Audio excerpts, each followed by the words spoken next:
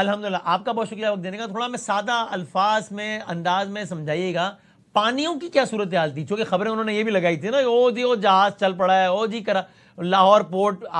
D G S P نے بھی کہا کہ ابھی تک نیوی والے ڈھونڈ رہے ہیں کہ یار یہ لاہور میں کدھر پانی ہے، پورٹ کدھر ہے جس پہ قبضہ ہو گیا تھا. لیکن بڑا انہوں نے اگر ہمیں آسان الفاظ میں آپ بتا سکیں کہ وہ انہوں نے کوئی موومنٹ کرنے کی کوشش کی تھی، چونکہ دعوے تو بہت کیے تھے کہ ہم یہاں تک آ گئے ہیں، یہاں تک آ گئے ہیں، ہمارے اتنے جہاز ہیں، ان جہازوں میں یہ بھی وہ بھی. اصل صورتحال آج سے 365 دن پہلے فضاؤں کی کیا تھی خالد صاحب نے بتایا، پانیوں کی کیا تھی آپ بتائیے گا. جی بہت شکریہ آپ کا. دیکھیں یہ جو جنگ تھی اس میں تو فرنٹ لائن کے اوپر یا پھر جو سامنے پاکستان ایئر فورس نے جو اپنی ہمیشہ سے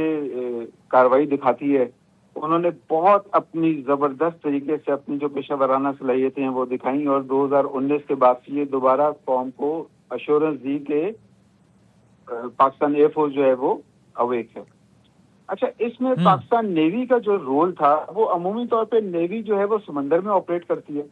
اور سمندر کی صحیح. جنگ کی سب سے اہم بات یہ ہوتی ہے کہ ہمیں دشمن کی نقل و حرکت کا پتہ چلتا رہے. تو 4 اور 5 کی جو درمیانی رات تھی اس میں پاکستان نیوی کی فورسز ڈپلوائے ہو چکی تھی، اور اس میں جب انڈیا کا جو میری ٹائم پیٹرول ایئر کرافٹ ہے P-8I،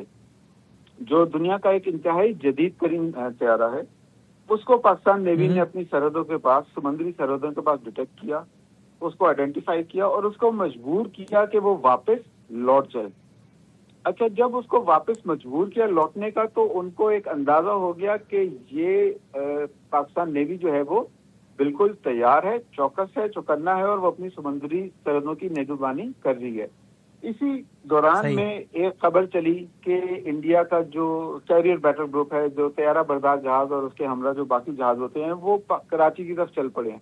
لیکن جیسے ہی انہیں پاکستان نیوی کا اندازہ ہوا اور پاکستان نیوی نے اپنے جو ڈیٹرنس مینوورز ہوتے ہیں وہ کیے، تو ایک انویزیبل شیلڈ کریٹ کی جس سے دشمن جو ہے وہ کراچی کے قریب یا پاکستانی کوسٹ کے قریب نہیں آ سکا. اور یہ سمندری جنگ کی ایک بہت بڑی قابلیت ہے کہ اپنے سے 6 یا 7 گنا بڑی نیوی کو ایٹ بے رکھنا.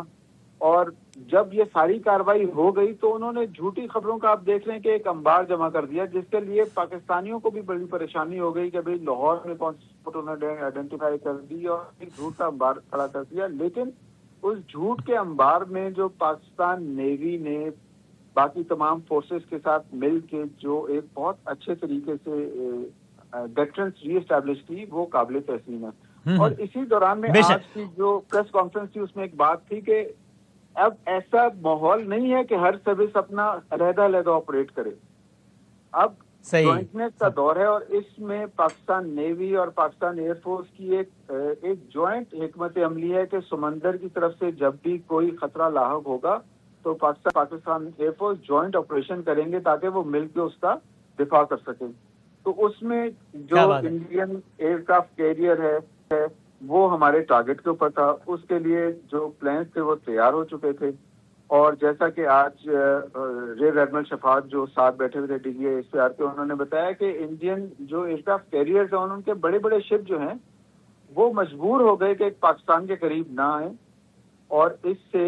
ایک انہوں نے جو انڈین بحریہ ہے اس کو مجبور کر دیا کہ وہ اپنے بڑے بڑے ساری چیزیں ویل کوآرڈینیٹڈ تھیں، ٹارگٹس لاک تھے. اور یہ ہم نے پھر ثابت بھی کیا، یعنی یہ جس طرح رافیل جب گرے تو اس کی پوری جب بیک گراؤنڈ سٹوری میں جاتے ہیں تو پتہ لگتا ہے کہ پہلے سے تھا کہ یہ کرنا ہے، یہ کرنا ہے، رافیل کو کیوں نشانہ بنانا ہے، وہ بتا بھی چکے اورنگزیب صاحب پچھلا. تو یعنی یہ ہم نے یہ خالی لفاظ ہی نہیں تھی کہ پہلے سے ٹارگٹس لاک تھے، ہوم ورک مکمل تھا، یہ ہم نے ثابت بھی کیا. اور پانیوں کی کیا اہمیت ہے یہ ویسے بھی اندازہ، لیکن اگر اندازہ نہ بھی ہوتا کسی کو تو حالیہ جنگ میں ابھی لگتا ہے ساری کی ساری جنگ یہ پانیوں پر ہے، ہرمز پر ہے، اور جی وہ باب المندب پر ہے، یہ یعنی اتنا زیادہ یہ سارا معاملہ